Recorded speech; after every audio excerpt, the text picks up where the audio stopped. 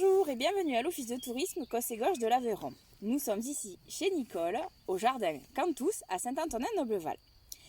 Bonjour Nicole. Bonjour. Depuis combien de temps vivez-vous sur le territoire? Alors, je suis arrivée en 2009 et j'ai travaillé en tant que saisonnière pendant 6 ans à côté du jardin au camping. Et en 2015, je suis venue habiter définitivement donc, sur Saint-Antonin, depuis 2015.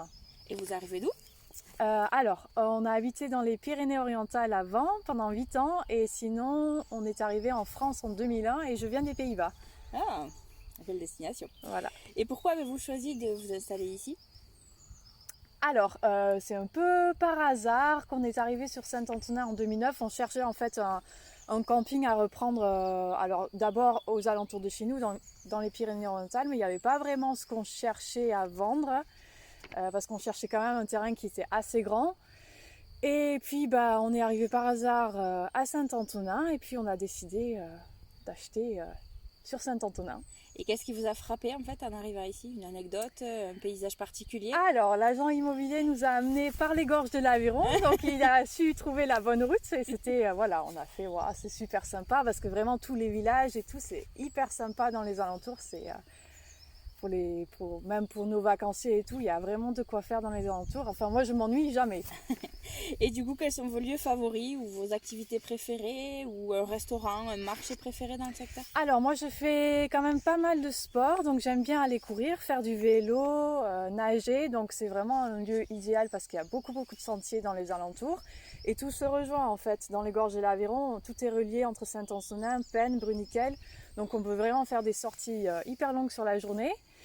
Et après, j'aime toujours visiter tous les villages dans les gorges de l'Aveyron et même, on peut partir dans tous les alentours, donc dans le Lot, dans le Tarn, dans l'Aveyron, voilà, on peut aller partout. Est-ce que vous pouvez nous parler de votre activité? Que faites-vous ici? Alors voilà, depuis l'année dernière, j'ai commencé de cultiver des fleurs à couper.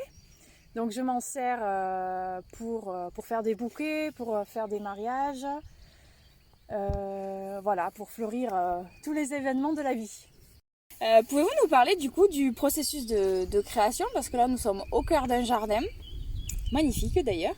Alors ça a commencé petit en 2015, on a aménagé toute une partie devant la maison qu'on a agrandi au fur et à mesure, on rajoute des plantes et au fur et à mesure le jardin est plein donc il faut agrandir un petit peu, donc on a fait tout le tour de la maison. Et il y a 2 ans, j'ai commencé à cultiver quelques dahlias, des cosmos, vraiment des fleurs pour faire des bouquets. Et ça m'a tellement plu que j'ai récupéré un champ en bas de la maison que j'ai aménagé il y a 2 ans. Donc il a fallu enlever, on est sur le Cosses ici, donc il y a beaucoup de cailloux. Il y a beaucoup de murets en pierre, c'est pas pour rien. Donc j'ai commencé à enlever, j'ai fait des rangées en fait des lignes de fleurs à couper, donc il fallait enlever tous les cailloux. Et ensuite on a des chevaux au camping, donc ça aide quand même. Donc j'ai récupéré beaucoup de fumier que j'ai complété avec du compost et de la terre qui restait du jardin. Alors on n'a pas beaucoup de terre ici parce que vraiment on est sur le Cosses.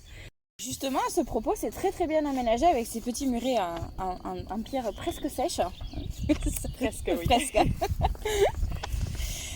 Comment envisagez-vous votre travail d'un point de vue sensoriel? Alors, du coup, ce qui est super sympa, c'est de visiter le jardin, surtout en soirée, parce que vraiment le soir, il y a toutes les odeurs des plantes qui sont beaucoup plus fortes. On les sent. Il y a certaines plantes, on les sent que le soir, par exemple, pour attirer les papillons de nuit. En fait, ça dégage beaucoup plus d'odeur. Et en été, on a parfois une personne qui fait du piano, qui vient faire des petits concerts au jardin. Alors, c'est pas des concerts vraiment officiels, mais elle pose son piano et les gens s'allongent partout dans le jardin, regardent les étoiles et c'est tout un...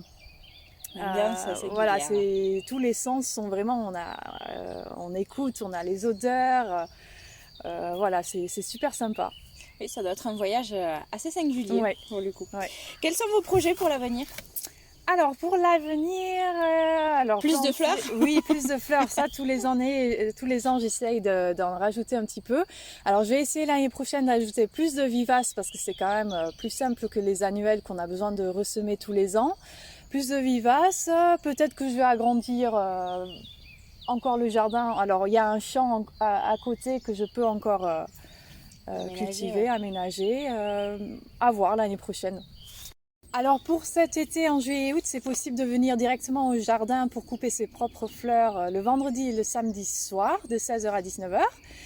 Après, à l'automne, donc, il y aura des bouquets toujours à vendre à la boutique Par Nature à Saint-Antonin.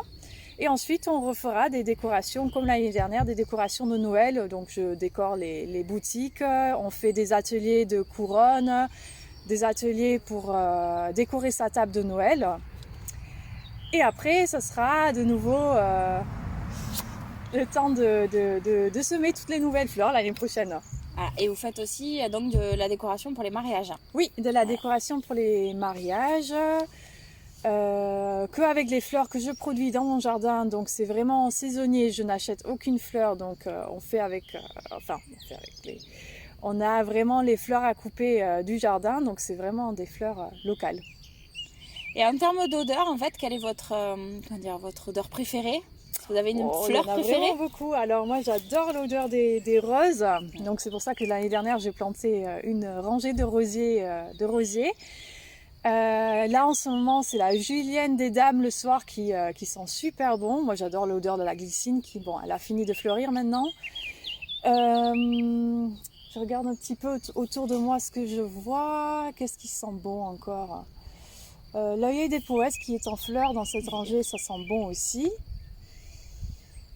Voilà, et vraiment l'odeur que je préfère, c'est les rosiers. Ben, merci pour votre accueil et à bientôt pour de nouvelles aventures singulières. Merci, à bientôt. À bientôt.